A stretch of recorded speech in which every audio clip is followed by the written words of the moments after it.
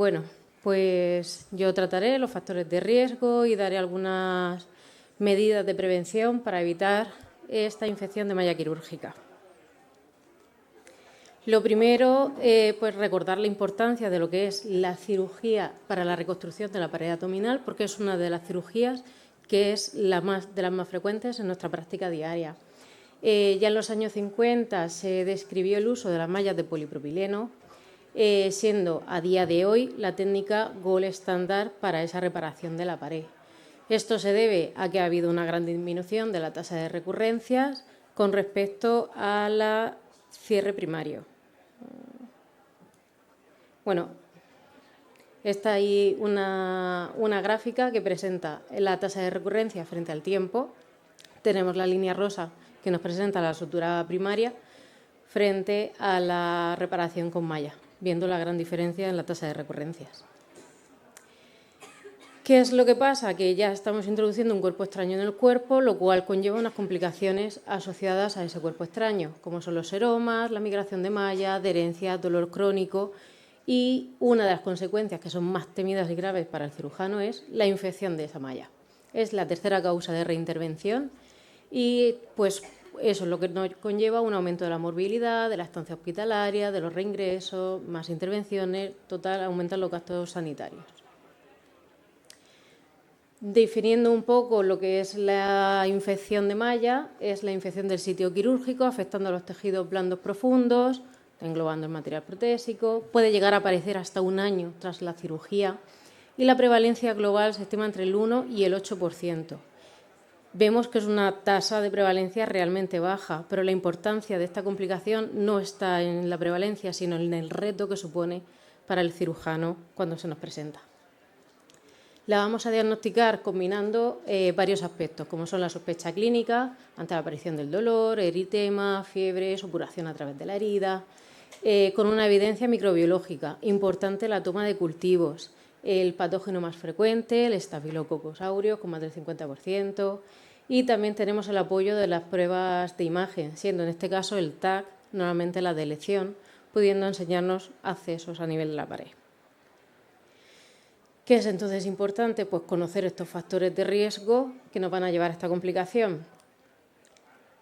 Pues hay una serie de revisiones sistemáticas y metaanálisis que nos intentan dar una guía para ver esos factores de riesgo que tienen realmente impacto a la hora de aparecer la infección de la malla.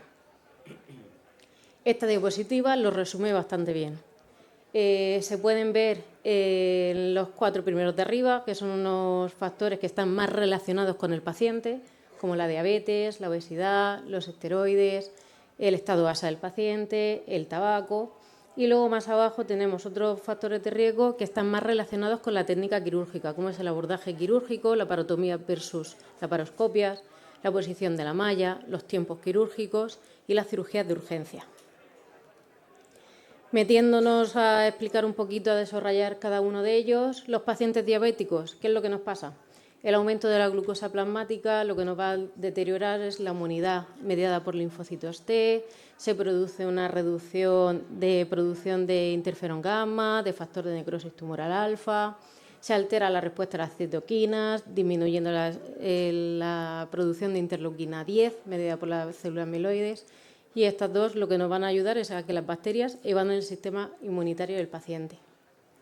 ¿Qué nos altera también? La función de los polimorfonucleares, alterando su quimiotaxis, diapétesis, la fagocitosis lisis bacteriana, nos afecta a la activación del complemento. Todo esto que nos lleva a que los diabéticos tengan 7,25 veces más probabilidad de infección del sitio quirúrgico que los pacientes no diabéticos.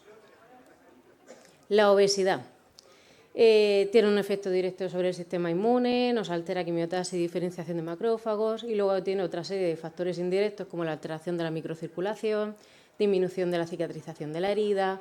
A la hora de usar los antibióticos nos modifica su unión a proteínas, su volumen de distribución y el metabolismo, lo cual nos altera su función a las dosis estándar que usamos habitualmente. Además de que tenemos esas limitaciones técnicas que estamos manejando panículos adiposos muy grasos, muy anchos, haciendo heridas incisionales más grandes, disecciones más amplias. El tabaco. También nos altera la función leucocitaria, con una disminución del oxígeno tisular, alteración de la cicatrización también con menor producción del colágeno. También se ha visto que nos disminuye los niveles de vitamina C plasmáticos, que se sabe que es un cofactor en la síntesis de colágeno y función de neutrófilos. Por lo tanto, otra vía por la que nos altera inmunidad y cicatrización. El tratamiento crónico de esteroides, corticoides, que nos van a actuar como inmunosupresores, inhibiendo citoquinas inflamatorias, reduciendo actividad de linfocitos T, B, los macrófagos, y además se ha visto que el riesgo de infección de malla es dependiente a la dosis que toma el paciente. Y luego también la clasificación ASA, que por tipo de paciente, comorbilidades que presenta, por los pacientes ASA 3 y ASA 4 nos van a presentar más riesgo de infección que un paciente ASA 1 o ASA 2. Más relacionados con la técnica quirúrgica, tenemos el abordaje. Se ha visto una incidencia de infección de la malla después de una cirugía hecha vía laparoscópica entre el 0 y el 3,6%, frente a un 6-10% vía abierta. Ya la incidencia de infección a nivel de herida ya es 5 veces menor si utilizamos la vía laparoscópica. ¿Esto por qué? Es porque se produce una menor disección de los tejidos blandos, hay una menor exposición de la cavidad, por tanto nos reduce la carga bacteriana en el campo quirúrgico y reduce la respuesta inflamatoria en la herida incisional. Un factor de riesgo bastante importante, la posición de la malla. Se ha visto un menor riesgo tanto de recurrencia como de infección del sitio quirúrgico en la posición subley frente a onley. Hay un estudio de Haun que ya nos dice una tasa de infección subley del 2% frente a un 26% cuando se ponen en posición onley. Se asume un efecto protector de esa cobertura tisular que hay adicional cuando se pone subley, lo cual nos disminuye la exposición de esa malla a una posible contaminación superficial. Y cuando se han evaluado las posiciones subley, underlay o intraperitoneal, no se han visto diferencias significativas entre ellas. Más factores, el tiempo quirúrgico. Supone una exposición más prolongada al entorno quirúrgico, posibles factores contaminantes al paciente, con una desecación de los tejidos, mayor exposición bacteriana. Supone una fatiga del equipo quirúrgico que puede llegar a cometer errores en las medidas antisépticas, además que cirugías más largas pues también están asociadas a procedimientos que son quirúrgicamente más complejos, son escenarios más desafiantes. Una cirugía de urgencia son escenarios quirúrgicos menos controlados, suponiendo una mayor carga bacteriana, una hiperglucemia inducida por estrés, que ya hemos visto como el aumento de la glucosa plasmática nos alteraba la inmunidad. Y además que una cirugía de urgencia a nivel de pared abdominal, pues lo normal es que venga asociada con una hernia estrangulada, que pueda asociar una isquemia intestinal y que tengamos que hacer alguna resección intestinal. Una cirugía de urgencia ya conlleva 3 veces mayor el riesgo de infección de la malla que una cirugía programada. Y luego tenemos una serie de factores que no han demostrado, en estos estudios, en estas revisiones sistemáticas, no han demostrado diferencias, que es el material de la malla. Esas mallas biológicas, biosintéticas, frente a las sintéticas, realmente ningún estudio refiere una diferencia significativa usando cualquier material de esas mallas.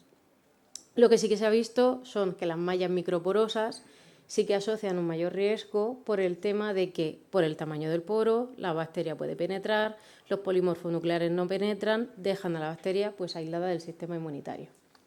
Factores que no se han visto tampoco con diferencia significativa a la hora de la infección de la malla, el sexo, la edad, que haya una cirugía abdominal previa.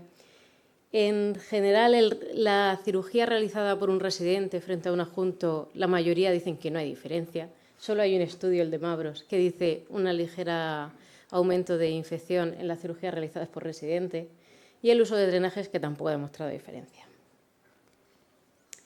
Identificar de forma anticipada esos factores de riesgo, esos pacientes con alto riesgo para infección de malla, nos va a ayudar a localizar aquellos que sean modificables para reducir la infección de malla, reducir su incidencia, las morbilidades asociadas y los costes que conlleva.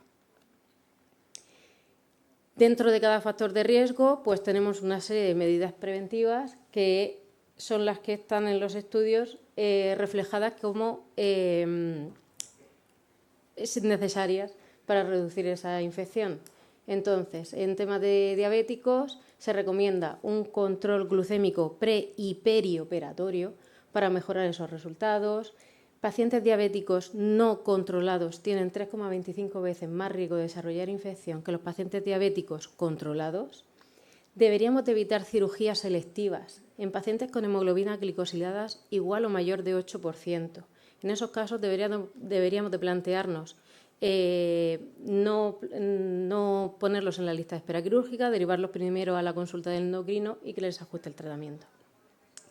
Y existe un nivel de glucosa plasmática que las guías de prevención de infección de sitio quirúrgico nos recomiendan que se mantengan por debajo de esa cifra en todo a nivel perioperatorio, que equivale a 198 miligramos por decilitro. El tema de la obesidad, pues lo ideal es operar pacientes con índices de masa corporal por debajo de 30. Hay un ensayo clínico aleatorizado que ya nos dice que una pérdida del 7%, más del 7% del peso corporal total ya conlleva una tasa de disminución de complicaciones posoperatorias muy significativa. Y esas medidas para ayudar a los pacientes obesos a perder peso no deberían de incluir tanto intervenciones médicas con tratamientos cognitivos, apoyo de psicólogos, tratamientos farmacológicos como los antidiabéticos y, si fuese preciso, incluso valorar mandarlos a un servicio de cirugía bariátrica. A nivel del tabaco, se ha visto que una abstinencia de 4 semanas sin fumar reduce las infecciones de herida a nivel de los no fumadores. Mejora los niveles plasmáticos de vitamina C, la producción de procolágeno. En estudios animales, en estudios experimentales, sí que se ha visto que la recuperación, lo primero que se recupera es la función de los neutrófilos, de los macrófagos, los mecanismos antibactericidas y posteriormente mejoran los mecanismos de proliferación y remodelado de la herida. Las terapias sustitutivas con nicotina no parecen tener efectos perjudiciales sobre la cicatrización de la herida, por lo tanto se podrían usar en los pacientes fumadores para ayudarles en esa abstinencia de 4 semanas. En cuanto a la técnica quirúrgica, utilizar la vía laparoscópica siempre que sea factible y con más hincapié sobre todo en pacientes que presenten otros factores de riesgo. Siempre que sea posible, colocar la posición en la posición de la malla subley, ¿vale? Retromuscular, perperitoneal. Los estudios todos coinciden que en ambiente contaminado no está contraindicado el uso de mallas no absorbibles. Lo importante es colocarlas en posición subley, idealmente retromuscular, como nos apoya el estudio de Majunder, aportándonos además de que no ven diferencias significativas a nivel de la infección, pero el usar esas mallas sí que nos aporta una menor tasa de recurrencia herniaria posteriormente. Ambientes contaminados que no vemos viable, factible, no sabemos o el cirujano que le toca no tiene experiencia para colocar la malla en posición subley, lo que se puede valorar un cierre diferido y no colocarla en ese momento. La experiencia del equipo quirúrgico y una planificación preoperatoria minuciosa nos van a ayudar a reducir los tiempos quirúrgicos, los cambios de guantes e instrumental previo al cierre de la herida, el antibiótico profiláctico preoperatorio. El estudio de Mavros habla de resultados contradictorios, entonces lo que sugiere es que podría no ser necesario poner ese antibiótico preoperatorio de forma sistemática a todos los pacientes, sino que se podría seleccionar a los pacientes que tengan alto riesgo. Y no se recomienda el uso sistemático de drenajes en cirugía limpia. Y si se usan, retirarlos lo antes posible. Se ha visto que drenajes que se mantienen más de 7 días no reducen la incidencia de seroma ni reducen la incidencia de infección. Como conclusiones, la infección de la malla es una complicación seria y compleja asociada con aumento de la morbilidad y del gasto de recursos. El origen es multifactorial, no hay que quedarse solo con un factor de riesgo. Identificar esos factores de riesgo nos va a permitir prevenir y mejor toma de decisiones quirúrgicas. Las estrategias de prevención nos deben incluir tanto identificarlos como optimizar esos factores de riesgo que sean modificables. Y hay que darle igual de importancia a la técnica y a la estrategia quirúrgica como a la calidad del paciente que tenemos delante. Una recomendación que me sugirió la inteligencia artificial es que la mejor forma de tratar una infección de malla es prevenirla.